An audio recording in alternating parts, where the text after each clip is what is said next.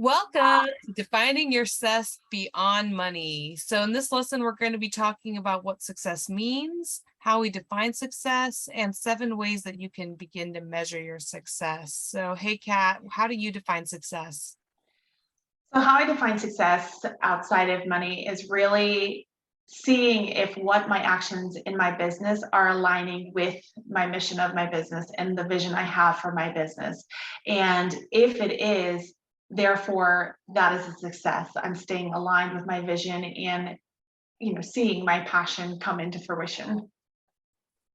Yeah, absolutely. I guess that makes perfect sense. So when you start to picture your vision, how do you begin to identify what those goals look like?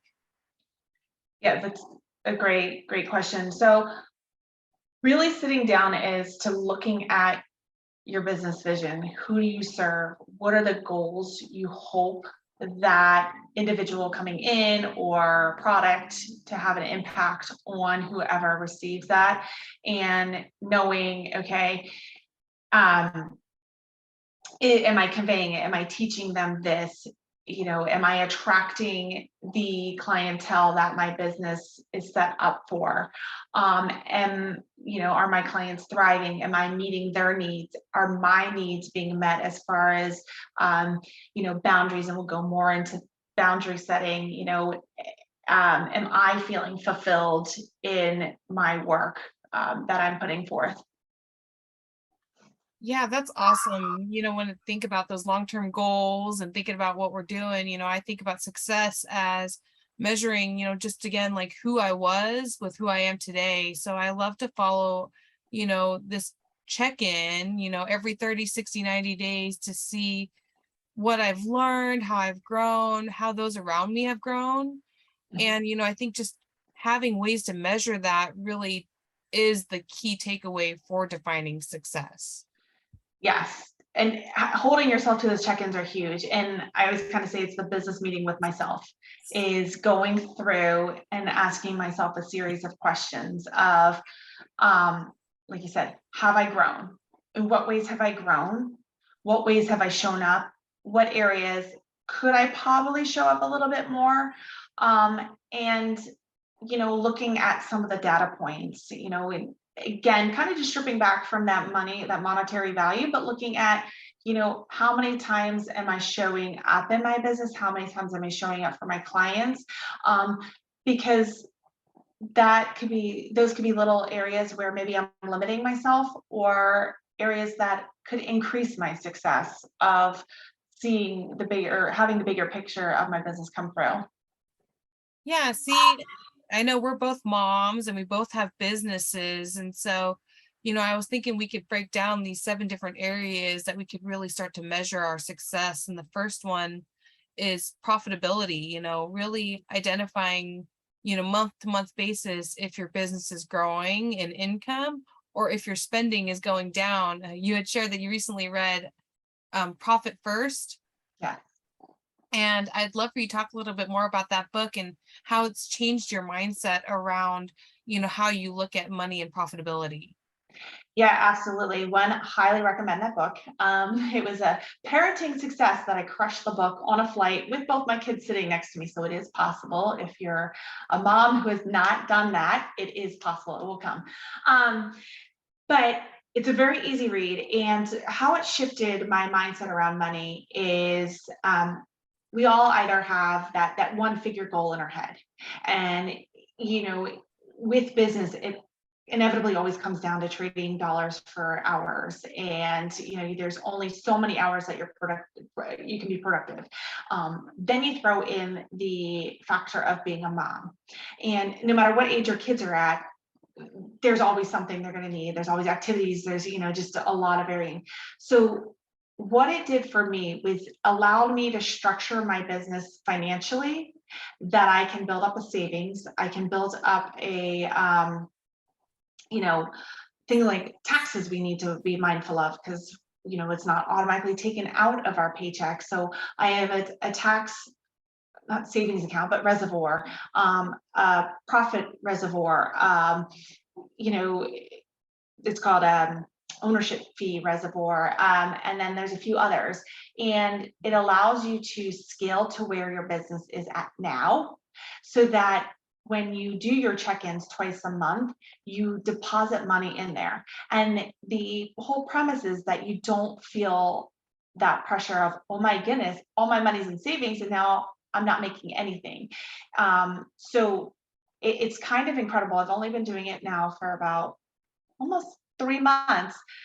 And it's amazing to see where I felt I was strapped with my business. Like, I need to get more clients and then I'll be able to save here. If I get more clients, so I'm in that like hamster wheel of I need more, I need more, I need more, and then I can do, where it switched me to I can do all this now with my business in its current state, and it's only going to grow from there.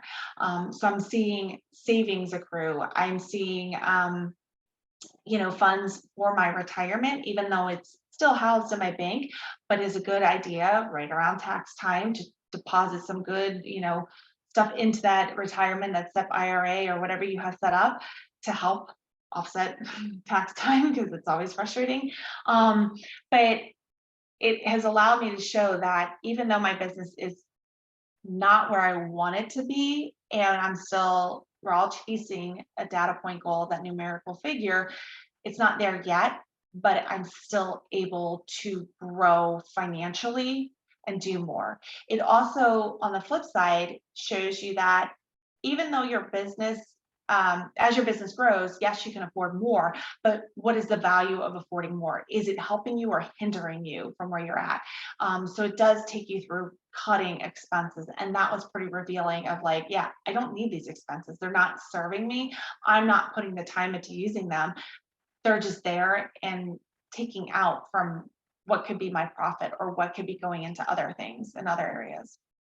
Yeah, I love that. Those are all really great tips. And I'm thinking just, when I look at my business, the more opportunities that I found, saving money or making money, I somehow was able to also find more time to, redeem some of that money or make some more of that money, right? Yeah. And that's really cool. And, the second way you can measure success, the number of customers, and that's pretty straightforward. You should never be at a point in business where you can't accept more customers. If your Mhm. time doesn't allow for more customers, you need to look at your business plan and really identify ways to create more passive income through a different, source of customers, or to, outsource some of those tasks to free up time for more customers. Yeah, no, 100%. And that's where in these check-ins is looking at the different systems that you might have set up. And systems don't always have to be a paid service. It could be how you structure your day, and what your focus is on at different times. And like you said, how can you structure your program, your business, if it's more of a service-based business, that funneling people, and this goes to like asking questions of, okay, maybe they're on a do-it-yourself plan, or maybe this, paid ebook or course is better for them versus more of a higher level one-on-one coaching or group coaching.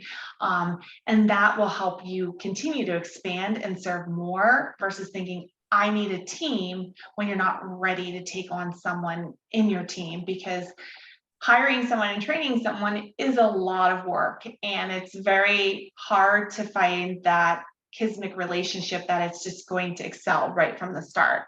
Um, Yeah, exactly. Exactly. And that brings us, to the third measurable way to get through to identify your success. And it's, the satisfaction of those customers, right? So now that you have these customers and you're continuing to add more customers, you have to make sure that those customers are happy with you, because if they're happy with your services, they're more likely to refer new customers. yes, 100%. And I'm going to say, going back to that check-in, ask your customers, put out a anonymous questionnaire. You know, People want to give feedback, but they're just not sure. And it is scary to get feedback, but it also can be liberating. And it goes back to really understanding your business vision and defining that success for you, because not every customer is going to be great for you. And each customer in their journey could have an expiration date where they need to take a pause.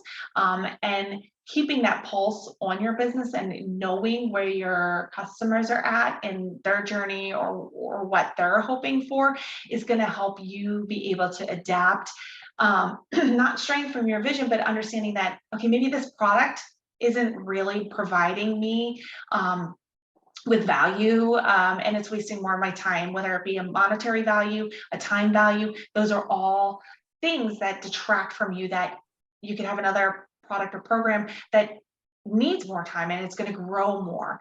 And it's perfectly okay to do away with a product or program that isn't thriving, because sometimes we forget that our businesses are our babies, and there's no shame in saying, no, I'm going to do away with that, or I'm going to table that, put it on the back burner, and bring it back into the mix when you hit another milestone over here. It's just not the right time for that, because maybe the systems aren't there, or it's just taking up too much time away from a more profitable entity of your business.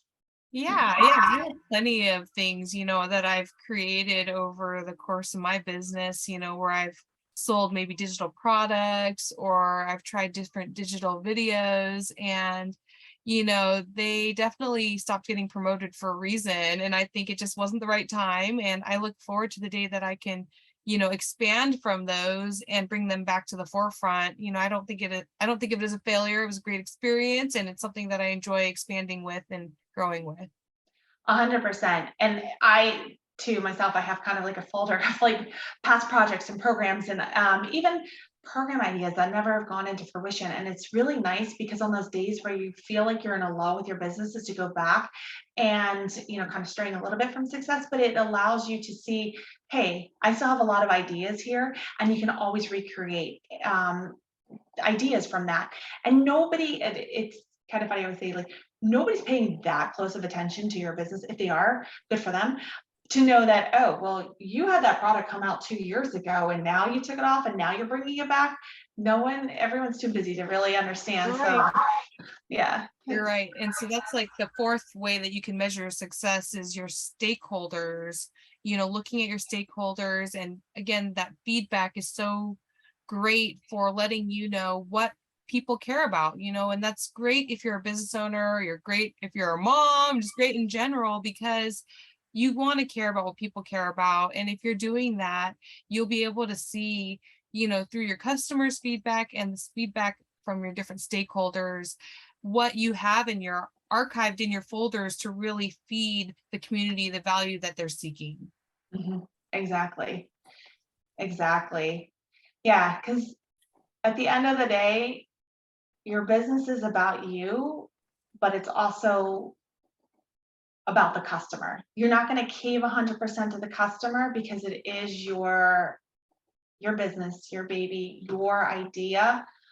But your business won't thrive and be successful, and neither will you, if you're completely ignoring what your clientele needs. You'll be spinning your wheels of frustration, of just not producing the right, you'll just be kind of stuck in the mud in that sense. Yeah. And that's such a great point, because the fifth way to measure success is by checking in with your own satisfaction. And it's the one that I struggle with the most personally, because a lot of times I don't see those small wins or large wins as wins to celebrate. And it can be so tiring to really, keep going on to the next goal, that you actually miss the celebration in between to keep you feeling satisfied. 100%. And it's perfectly normal for that. And I will say, there's oftentimes a comparison of entrepreneurship is riding this roller coaster where the highs are highs, the lows are lows, and you're just constantly fluctuating back and forth. But having that check in with yourself of, are you satisfied with your business? And it's okay not to be. It's okay not to be satisfied where you're at, or understand, like, wait, am I being successful or not? And that's it's huge, and it's okay to sit with that. And sometimes you have to kind of strip back in that like suck of I'm really not satisfied with right now. Maybe you came off of a launch that nobody showed up and no one bought in. Maybe it's you came off a launch and everyone bought in, but you're like, I'm really not satisfied with this product. That's okay because you're in the control position, and maybe you adapt and you see, you know, what has worked in the past. You have those data points of those check-ins, not only with yourself, the 30, 60 day, 90 day kind of checking in every so often with yourself. And you're checking with your customers, your clients, your stakeholders, whoever may be, getting that feedback as just data points, and then culminating it all together, be like, okay, is this really what I want? Or do I need to adapt and change to where I'm growing and going? Exactly. Exactly. So then the sixth way to measure your success here is the level of learning and knowledge, which is what I was saying at the very beginning. I love to measure my success by seeing, on a regular, consistent basis, how I've learned something new or how I've grown through knowledge and experience. And it really keeps me motivated to keep learning and growing and seeing, chasing that best version of myself, if you will. 100%. And there's nothing wrong with wanting to keep pushing yourself to the next level or living on that level and embracing that. It is scary. And sometimes we limit ourselves to why me and not why not me. It's one of those things where we feel greatness comes with big, bold actions and always making big movements every day and seeing this massive, like, oh, every launch I'm going to have 100 people sign up. Every post is going to have hundreds of likes and comments. Every email like sent out is going to have boastful amounts of people. Like every single person on my email list is going to open it. No, what it is just that constant, I'm growing, I'm moving forward, I'm adapting, I'm seeing that action every day, pushing myself to the next level. And that's there, and that consistent effort every day. Doesn't mean 100% every day. It could be 80% one day, 20% the next day, but these tangible movements forward in the business. Yes, what comes to mind is Atomic Habits. We can bring up two books in this lesson, Atomic Habits, where that 1% rule. Let's get 1% better every day. And, the seventh and final, way you can really measure success is by how you spend your time. And so that's what this 1% rule really comes to mind for me. It's, I think about early on in my business, it felt like I didn't have enough time to get even the simplest tasks completed for my clients. I felt like I was always in a rush trying to catch up. And, now I feel so grounded in my business that the more work that gets added onto my plate doesn't actually feel like I'm spread more for time than I did when I was at the beginning and had like hardly any clients. And I'm sure you can relate. It's just one of those things that, as we wrap up here, I really want you to just keep in mind that there's so many ways that you can measure success, and you just have to find what works best for you. 100%. And there's no one way. And that's the big thing, is just there's no one way, and trial and error, asking for advice. As we mentioned, two books that are really highly acclaimed business books. There's great resources to be able to continue to propel yourself towards where you want to go. All right, well, tune in for the next lesson.